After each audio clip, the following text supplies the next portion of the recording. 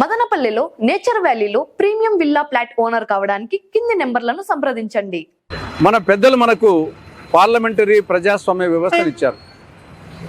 Parliamentary ప్రజాస్వామ్య వ్యవస్థకు ఎన్నికలు వచ్చేసి ప్రాణవాయువు. ఎన్నికలకు సక్రమైన ఓటర్ల జాబితా అనేది గుండెకాయ లాంటిది. ఓటర్ల జాబితా సక్రమంగా ఉంటే, ఎన్నికలను సక్రమంగా నిర్వర్తిస్తేనే అప్పుడు పార్లమెంటరీ ప్రజాస్వామ్యానికి అర్థం ఉంటుంది.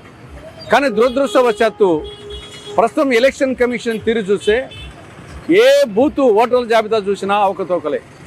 అందులో అనేక మంది అర్హుల పేర్లు ఉండవు, అనర్హుల పేర్లు ఉంటాయి. కొన్ని చోట్ల ఒకే ఇంట్లో దాదాపు 200 మంది 300 మంది పేర్లు ఆ జాబితాలో ఉంటాయి. కొన్ని చోట్ల ఆ ఇంటి నెంబరే లేకుండా పేర్లు ఉంటాయి. కొన్ని చోట్ల చనిపోయిన వాళ్ళు ఓట్లు ఉంటాయి. కొన్ని చోట్ల ఆ ఊరి జనాభా కంటే ఓటర్లు ఎక్కువగా ఉంటారు. మరికొన్ని చోట్ల ఈ యొక్క ఫారం 7 పెట్టేసేసి సంబంధం లేకుండా ఆన్లైన్లో పేర్లు తొలగిస్తూ ఉన్నారు. కాబట్టి ఓటర్ల జాబితా అవకతవకలుగా ఉంది.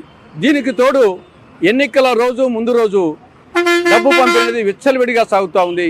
మన ఇటీవల పులివెందుల జెడ్పీటీసీ ఉప ఎన్నికల్లో అటు తెలుగుదేశం పార్టీ కానీ ఇటు వైకాపా పార్టీ కానీ ఓటుకు 5,000 రూపాయలు అండ్ ఒక చీర ఇచ్చారు. అంటే ఈ విధంగా ప్రజాస్వామ్యం అపహాస్యం పాలవుతూ ఉంది.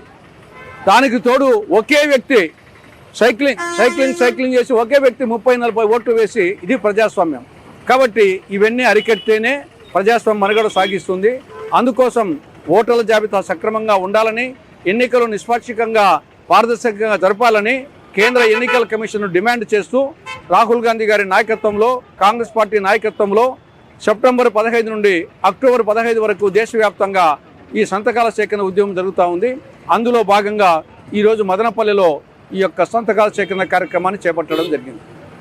ఈరోజు మదనపల్లిలో దేశం యావత్తు జరుగుతున్న దొంగ ఓట్లకు వ్యతిరేకంగా రాహుల్ గాంధీ గారు చేస్తున్న ప్రచారానికి మద్దతుగా ముఖ్య అతిథిగా పాల్గొనే తులసిరెడ్డి అన్న గారు, మాజీ రాజ్యసభ సభ్యులు, ముఖ్య అధికార ప్రతినిధి ఏపీసీసీ ముఖ్య అతిథిగా పాల్గొన్న ఈ ప్రోగ్రాంలో మదనపల్లి నియోజకవర్గం యావత్తు ఇక్కడికి వచ్చేసిన ప్రజలతో రాహుల్ గాంధీ గారికి సంఘీభావంగా సంతకాల సేకరణ జరుగుతూ ఉంది.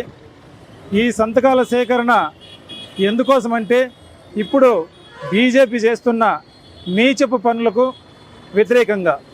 నీచపు పనులు ఏమంటే రాహుల్ గాంధీ గారు ఇప్పటికి 2 సార్లుగా బాంబులు పేల్చారు. ఈసీ కానీ ఈసీ ద్వారా బీజేపీ కానీ చేస్తున్న ఓట్ల అవకతవకలను బయటపెట్టారు. అది రాజ్యాంగ విరుద్ధమని, ప్రజాస్వామ్యం బతకదని, ప్రజాస్వామ్యం మనుగడ కోసం ఈరోజు రాహుల్ గాంధీ గారు పోరాడుతున్నారు.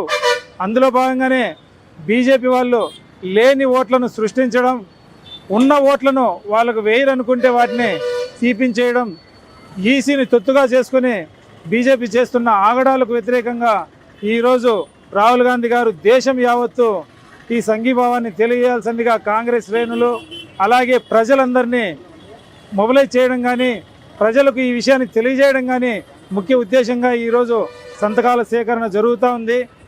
ఇప్పుడు రాహుల్ గాంధీ గారు చెప్పేదేమంటే ఈసీ చేస్తున్న ఒకే ఇంట్లో 298 ఓట్లు, ఆ ఇల్లు 20 సంవత్సరాలుగా పాడుపడ్డది. అదేవిధంగా ఇంకో చోట ఊర్లోనే 1000 ఓట్లుంటే 1200 ఓట్లు నమోదవుతాయి. ఇంకో చోట అక్కడ 1000 ఓట్లుంటే దాంట్లోంచి 500 ఓట్లుంటే 500 ఓట్లు తీసేస్తారు. ఇష్టం వచ్చినట్లుగా ఈసీ ప్రవర్తిస్తూ ఉంది. ఈసీ బీజేపీకి తొత్తుగా మారి ప్రజాస్వామ్యాన్ని అపహాస్యం చేస్తూ ఉంది. దీన్ని అడ్డుకోవడానికి ఈరోజు రాహుల్ గాంధీ గారు నడుం బిగించి దేశం యావత్తు ప్రజలకు వివరించడం జరుగుతూ ఉంది. ఈ సందర్భంగా ప్రజాస్వామ్యాన్ని పరిరక్షించుకోవడం కానీ, రాజ్యాంగాన్ని రక్షించుకోవడం కానీ రాహుల్ గాంధీ గారికి మనం చేతినిచ్చి ముందుకు పోవాల్సిందిగా దేశం యావత్తు ప్రజలు ఉవ్వెత్తున ముందుకు వస్తున్నారు. దీంతోనే ఇప్పుడు మనం ప్రజాస్వామ్యాన్ని రక్షించుకోగలం. మనల్ని మనం పరిపాలించుకునేది నిజమైన నాయకుల, దొంగ ఓట్లతో ముందుకొచ్చిన నాయకులు అనేది మనం తేల్చుకోవాల్సిన పరిస్థితి ఏర్పడింది. ఈ దొంగ ఓట్లతో ఎవరైతే మోడీ గారు 3 సార్లు ప్రధానమంత్రిగా ఎన్నికయ్యారో 3 సార్లు దొంగ ఓట్లతోనే వచ్చారు. ఈవీఎంల ద్వారా కానీ, ఓట్ల లిస్టుల ద్వారా కానీ వాళ్ళకి ఎన్ని అవకాశాలు ఉంటే అన్నింటినీ వాడుకొని దొంగ ఓట్లు వేయించుకొని వచ్చినారే తప్ప నిజమైన ప్రజా అంగీకారం కాదనేది ఇప్పుడు ఖచ్చితంగా భారతదేశం యావత్తు అందరికీ తెలిసిపోయింది. దీని ద్వారా ప్రతి ఒక్కరూ రాహుల్ గాంధీ గారికి సపోర్ట్ చేయాలని చెప్పి నేను విన్నవించుకుంటూ సెలవు తీసుకుంటున్నాను. आज शहर मदनपल्ली में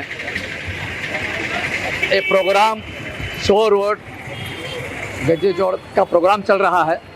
यहाँ हर इंसान दस्तखत करना है, दस्तखत का प्रोग्राम है। वजह ये है मोदी जो है और इलेक्शन कमिश्नर ये दोनों एक होकर हिंदुस्तान को बर्बाद और तबाह कर देते हैं। हिंदुस्तान को खबरस्तान बनाने के वास्ते मोदी बैठा हुआ है और ये मोदी चोर वोटों से जीतता है, चोर वोटों से अपना काम निकाल लेता है। और ये मोदी हिंदुस्तान के बादशाहियत करने, सियासत करने काम नहीं आता। और यहाँ जितने भी सीटें जीते गए हैं ये पूरे चोर वोट से जीते गए हैं।